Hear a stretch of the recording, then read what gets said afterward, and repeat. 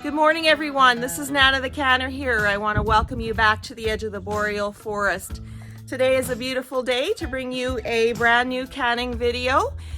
2 days ago, I canned a recipe called the Amish Canned Coleslaw, and it turned out magnificent. We're going to taste it right away here. So a little bit about this video. I was given this recipe in 2018 by a great canning friend and co-worker, Darlene. So shout out to Darlene. So making it for 6 years, and then in 2020, I realized or discovered that there were guidelines in the United States for home food preservation, which we don't have here in Canada. We do have some guidelines from some of our canning companies. The main one is Bernardin, but we don't have those guidelines here in Canada. But I'll try my very best to give you the lowdown on that. For those of you who do follow the USDA and National Center for Home Food Preservation, I will give you some options in regards to the canning coleslaw recipe. So basically, I wanted to take a look and see what I could do with it. And between 2020 and discovering the USDA and now, recently, I can bring you options for this canned coleslaw video. So for those of you who are stringent to the USDA guidelines, hang tight, because there are options for this. So I wanted to find something as close as possible to this canned coleslaw. And we have a company called Companies Coming in Canada, and they do have a variety of cookbooks ranging from, cakes, cookies, all kinds. And they also have two preserving cookbooks now. They have a preserving cookbook that I have been using probably since the 90s. It was quite old and needed a bit of updating. So they come out with the new Easy Home Preserving Cookbook, which was printed last year, 2023. So it is new, and inside of it, they talk about, and I'm really excited about this because this Canadian company is actually acknowledging the USDA, and they say a recognized source of reliable information on home food preservation in North America is the USDA, United States Department of Agriculture. And they say in an effort to minimize food loss owing to spoilage in high acid foods such as jams, jellies, and pickles, they have recommended the following steps for processing in water bath canning. So I was really excited to take a look at this, and I wanted to see if there was a canned coleslaw recipe in there, if there was something that was shelf stable. They have a very close recipe to the one I make. So I was reading through it, but it is not shelf stable. The one that is very close to the one I make is not shelf stable, unfortunately. But like I said, there are options. So with this one being as close, the Amish canning recipe being as close as the one to this book, this is the options I'm going to bring you. Number one, you can make this recipe, you can put it in containers, or you can even put it in your jars, and you can freeze it, and it will keep for a few months in the freezer. So that's one, if you follow the guidelines strictly. Number two, what you can do is you can put it in jars and you can put it in your fridge, and it will last a month or two, depending on how cold your fridge is. You have to check that out. That's in your home and it's your fridge, so you have to check that out. So you can just put it in the jars and put it in the fridge. Or if you're going to do that, I implore you to actually take and put them in the jars and process it. For us at our elevation, it would be 15 minutes to sterilize the lids and the bands and the jars. Process it for 15 minutes, let it cool, and then put it in the fridge. You will get a longer time without food spoilage in regards to that. So number one is freezing it. Number two is refrigerating it, processed or unprocessed. And number three, for those of you who are not concerned about the USDA guidelines and the National Center for Home Food Preservation, and you just want to do your thing. You don't want to be bothered with all that. You've been canning for years. You feel like you know what you're doing. You can put it on the shelf And I have done that. I have done it in the fall though, when my cold storage is quite cool. I have not done it in the summer. In the summertime, I do put it in the fridge. And to be honest with you, I like it coming out of the fridge because it's already cold. But I just wanted you to be aware that there are options for this recipe before you go moving forward and clicking on something else. So I want to take a look and I want to show you the Amish coleslaw recipe. We're going to taste it at the very end of this video, but I wanted to show you at the beginning, and I already unsealed it. So I want you to take a nice good look. See? Very nice consistency. I hope you can see that. There's mustard seed, celery seed in it. Take a look at that. Wouldn't that be great to just open up on a hot summer's day and add it to your barbecued chicken or your barbecued pork or your barbecued steak? Let's see, we'll just taste it here. Very crunchy. Oh, this is very good.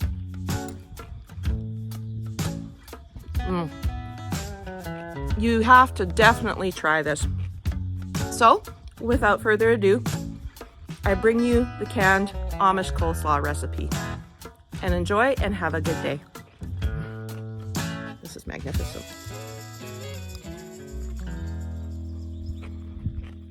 Sorry. All right, everyone, welcome back to my kitchen. I am so very excited. We are doing another canning project today.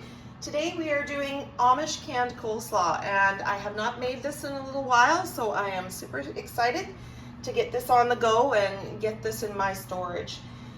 So we have the vegetable ingredients sitting here, and it calls for 1 medium head of cabbage, 1 large carrot, but these are not very small, but I mean they're medium-sized carrots, so we're going to do 2. 1 green or red pepper right here, and 1 small onion.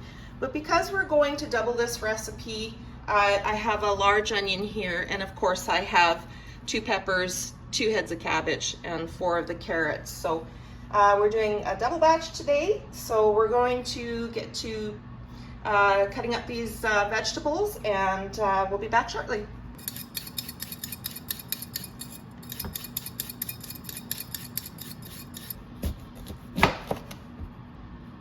So I'm just going to cut it in half and then just sliver it.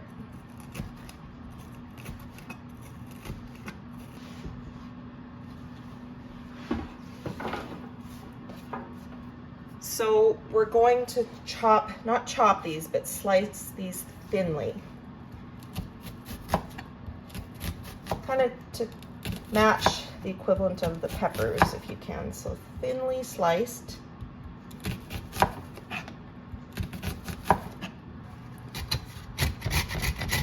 I'm just going to grate up the carrot now.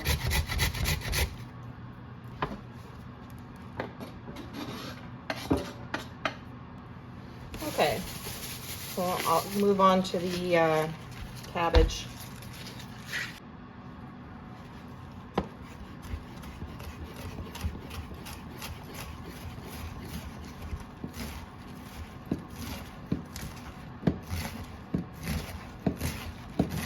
All right, so we have all of our vegetables shredded and chopped, so we're just gonna mix them up. And we'll try and pull these onions apart too that are in the bottom here. I just want to give it a good mix. This is why I use a really big container too as well, because it's gives you more space to stir it and mix it up and get it well distributed. Okay, so the next step, now that we have our vegetables all ready to go, is to add salt. So we're going to add salt and we're going to mix it up, and then we're going to let it stand for an hour. So it calls for 1 teaspoon of salt per 1 medium head of cabbage. So there's 2 heads of cabbage in here, but I found that they were quite dense. So there's probably a little bit more cabbage there than maybe what should be, but that's okay But what we're going to do is we're going to add a heaping tablespoon of coarse salt. And then what we'll do after is we'll drain the water off and we'll actually rinse it so it's not salty. It'll take most of the salt flavor out. But it'll also draw out the water that we need to get out of the vegetables as well. So we'll just sprinkle in a heaping tablespoon of coarse salt. I use coarse salt. It just says salt in the recipe, but I use coarse salt. And then we're just going to mix it up.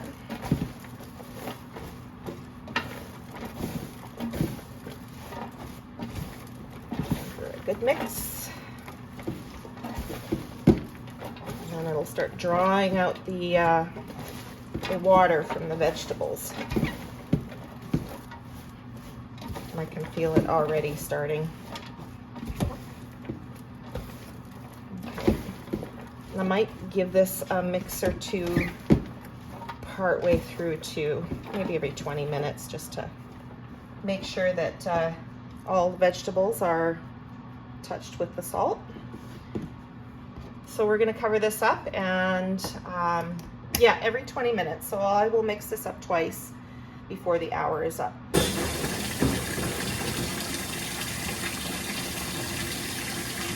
Okay, so wash your selected jars and your bands and even your new lids in hot soapy water, and then rinse in hot water. So when you're preparing your jars, I want you just to take a look at the jar in general. I actually do this before and after washing. Just look at your jar, make sure in the process of washing that you didn't get any chips or cracks, because as soon as you put it in the canner, the water bath canner, it could bust on you. Also too, you want to take a look at the rim of the jar, make sure there's no chips or cracks in there, because if there is, it most certainly won't seal for you. So please make sure before you even put your product in the jar that your jar is completely intact and safe to use. So we'll fill this up and then we're going to come back and we're going to start making the brine that goes on it. Okay, so we're going to assemble our brine. Remember, this is a double batch. So in the double batch, we're going to have 2 cups of white vinegar, minimum of 5% acidity. We're going to have a 1/2 cup of water and 4 cups of sugar. And then our seasonings are going to be 2 teaspoons of celery seed. Remember, this is a double batch.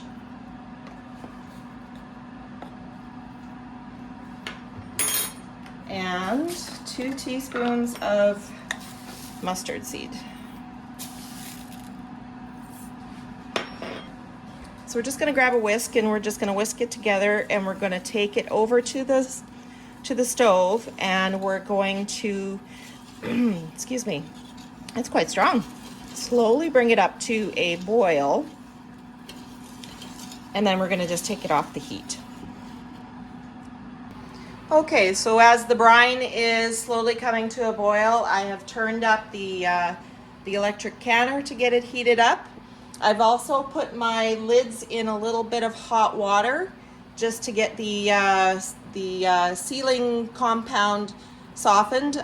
They say, Bernardin says you don't have to do that. That's the main canning company, and I primarily have their lids. But if you're only water bath canning for 15 minutes, would you not want to have that compound, you know, preheated a little bit? I know with the new canning jars, or the new canning lids that are coming out or have come out from 4 jars, they say that you do need to put them in hot water prior to putting them on your jars. And we're just going to take a look here at the our coleslaw mixture.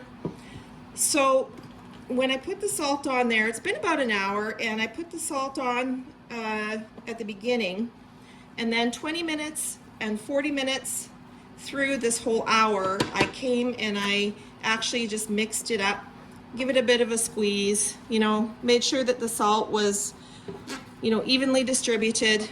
And in all honesty, there's not a whole lot of water that has come out of the vegetables here. If it were in the fall and you had like farm fresh or garden fresh vegetables, you would find a lot more water content coming out through this whole process. But today there isn't, and that's probably because it is not the freshest.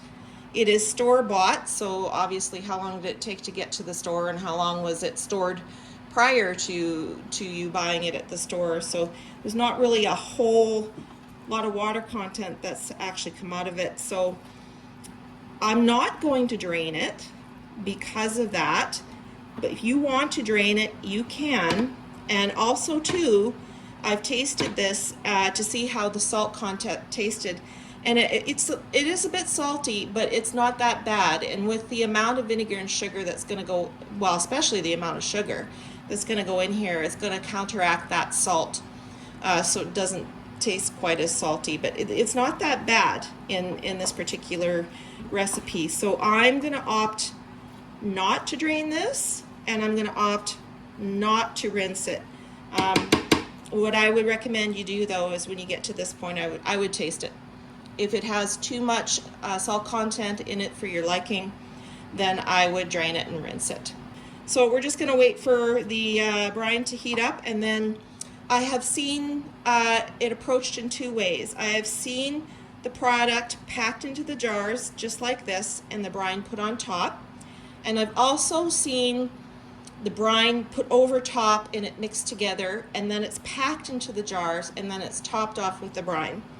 So I'm going to try the latter of the two. I'm going to pour the brine on top, give it a good mix, see if we can draw out just a little bit more of the water, and then I'm going to pack it in the jars and top it off with the brine that's left in here, and then we'll process it. So we're just going to pour the brine over top.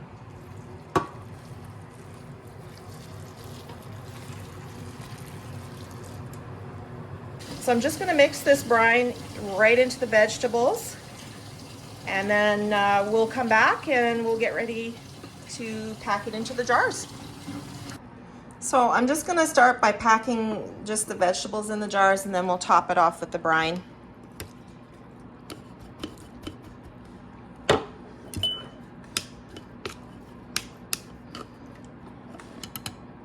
just going to set that on another jar.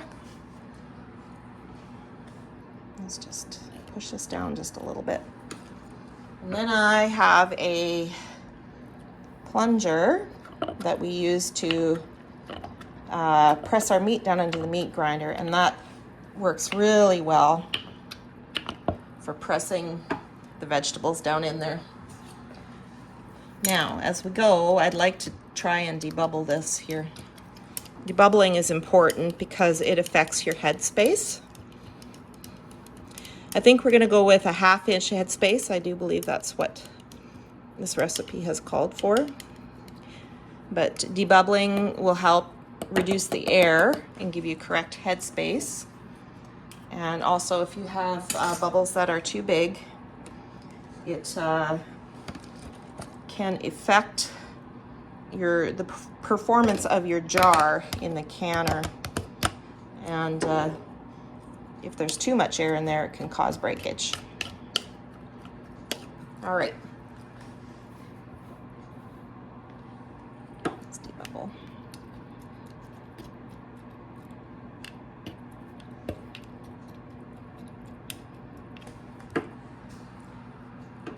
Now, we're going to take a little bit of brine, top it off.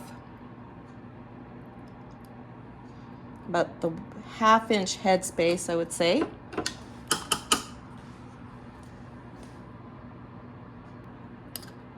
Just press down on those vegetables, make sure they're below the brine.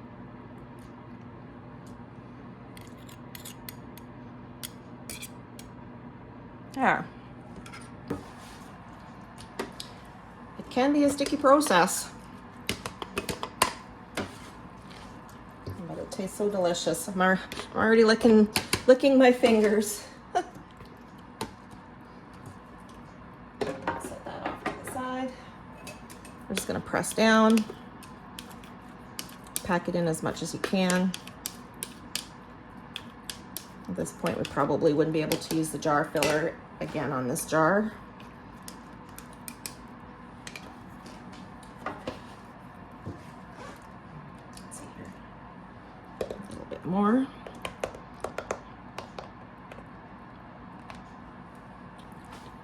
Anti-bubble.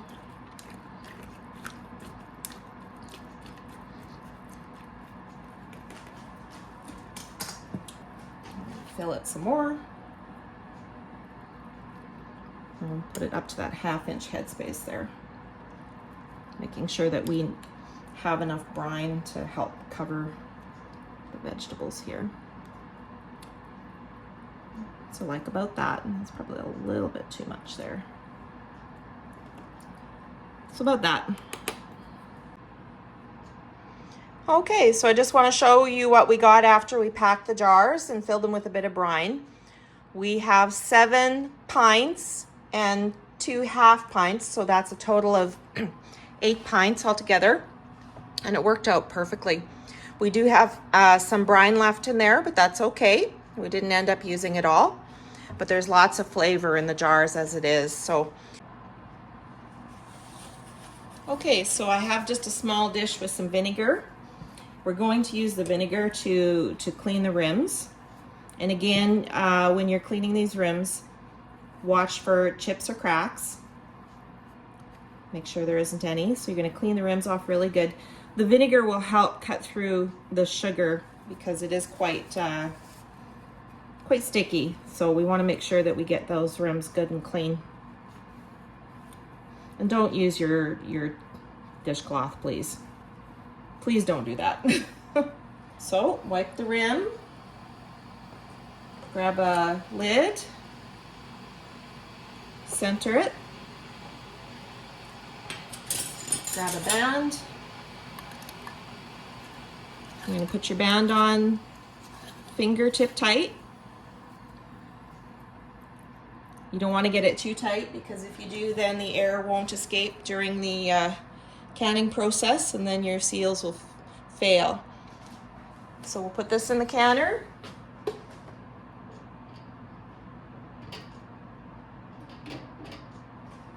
We'll move on to the next one. All right, a little bit of vinegar on your paper towel. Clean the rim. Nice, really good, clean it really good there. Grab a lid that's been heated, center it on top, grab a band,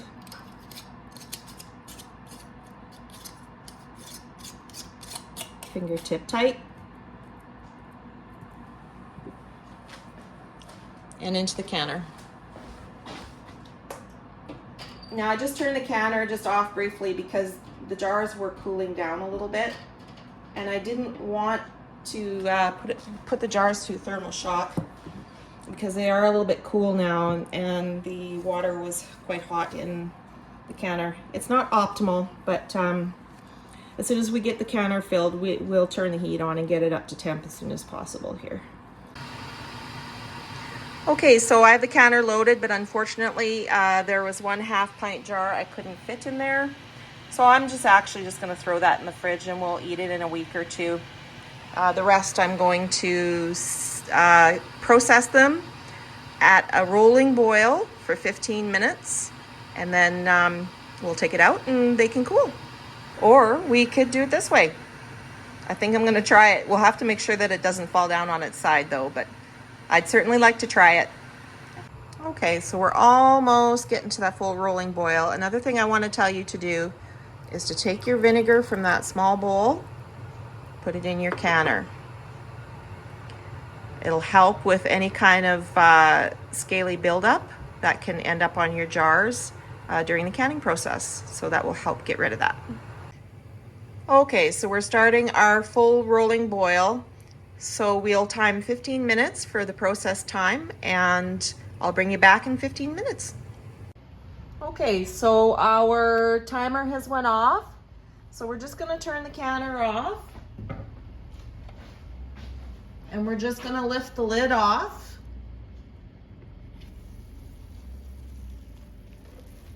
And to prevent too much of a temperature change and to prevent siphoning, we're gonna let the canner cool down a little bit before we take our jars out. Oh, look at that. Let's take a look.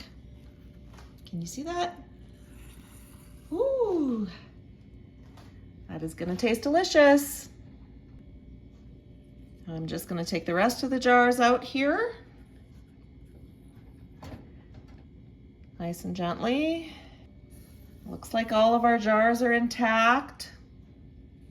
Doesn't look like we're having too much siphoning going on there. And you are gonna see little air bubbles in there as well. That's just, it comes from the canning process. But we did do our job. We did debubble and do the best we could to prevent that from happening.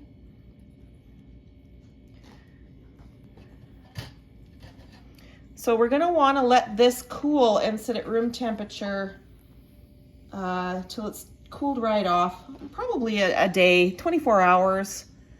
And then we're going to take the bands off and we're gonna check to make sure that they are sealed. So we'll take the last one out.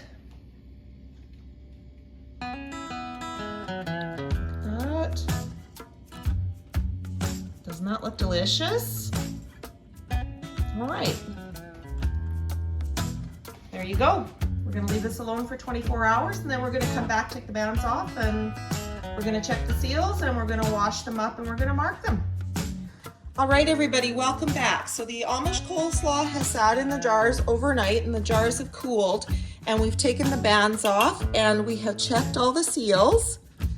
And this is how I check it. And every single jar has sealed. So that is wonderful. That is great. So I would say this has been an absolute success as far as sealing jars. So now the next step, and it's a very important step, is to actually wash these jars. Now there's a debate about whether or not you should leave the bands on. For many years, I left the bands on. I'd wash them, wash the jars, wash the bands, and then once they were dried, I would put the bands back on and store them. But there is the possibility when you do that, that if your jars happen to unseal, especially during a bit of a temperature change, that you won't catch that, because sometimes it will unseal, and with the bands on, it can reseal with the temperature change, and basically you won't be able to pick that up. So there is a possibility during the time that it's unsealed that the food has become contaminated with bad bacterias, and could potentially make you sick. So I have started into the practice. I still have a bunch of canning downstairs that does have bands on, but I've started into the practice of storing my canning with the bands off, because if the bands are off and it unseals, it won't reseal. You'll probably smell it before you see it, but it'll be easy to find because it'll be the one that's unsealed. All right, so once you've washed your jars and they're good and dry, mark what you've made or what's in the jar and put the date on it. If you have canning for multiple years, you will want to know what year that you actually made that, so that you're using older stock up first.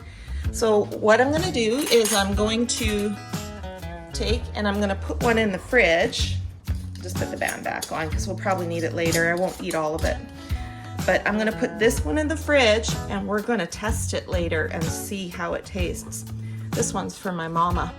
This is one thing that she never made when she did her canning. So I think this will be a great treat for her. We're going to put this in the fridge and we're going to test it when it gets cold.